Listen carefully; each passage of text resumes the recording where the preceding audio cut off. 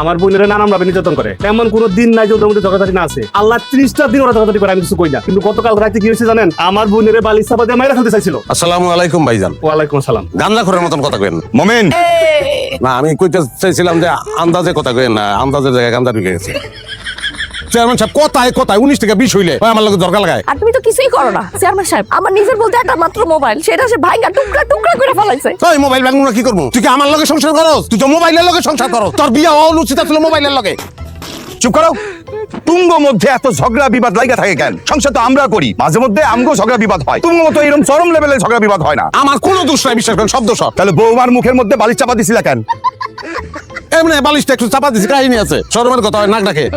রাইতে নাক ডাকে, আমি ওরে ধাক্কা দিয়ে কইছি, মিতা শোনা, তুমি এই যে নাক ডাকো, এটা কিন্তু একটা খারাপ অসুখ, এটা ট্রিটমেন্ট করানো লাগবে। আমি তোমার ঢাকা শহরে নিয়ে বড় ডাক্তার দেখে ট্রিটমেন্ট করবো। কয় কি তুই নাক ডাকো, তুই নাক ডাকো। তারপর আর কয়েকটা খাচর খাচর কথা কইছে, এগুলো আমি কইতে পারবো না।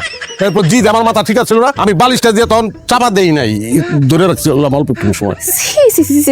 মৃত্যুকের করে মৃত্যু প্রত্যেকটা কথা মিছা কথা কইতাছে। চেয়ারম্যান সাহেব এত কথা দরকার নাই, এই লোকের সাথে আমি আর সংসার করবো না। আমি এটা তালাক দিব। দে তালাক দে, তালাক দে, অহনি তালাক দে। তুই তালাক দিলে বাঁচি। দেখছেন অবস্থা চেয়ারম্যান সাহেব? দোস্ত এগো দুইজনেরই, একজন আরেকজন থেকে কম যায় না। আমার ইনকাম করা টাকা এই টাকা থাপা তালুয়ে যায়। এটা ভালো জামা কাপড় করে বাইরে দিলে তুই আমার সন্দেহ করে। আর তুমি কিছুই করো না। না আবার তোমরা ঝগড়া শুরু করছো। বোমা থামতে কইছি না? না চেয়ারম্যান সাহেব, আমি এই লোকের সাথে আর সংসার করবো না, এটা ফাইনাল। এরকম খুনির সাথে আমার পক্ষে সংসার করা সম্ভব না। আপনি যেমনি হোক আমাদের তালাকের ব্যবস্থা। আমি খুনি হইলে তুই অনেক বড় খুনি, তুই সিরিয়াল কিলার।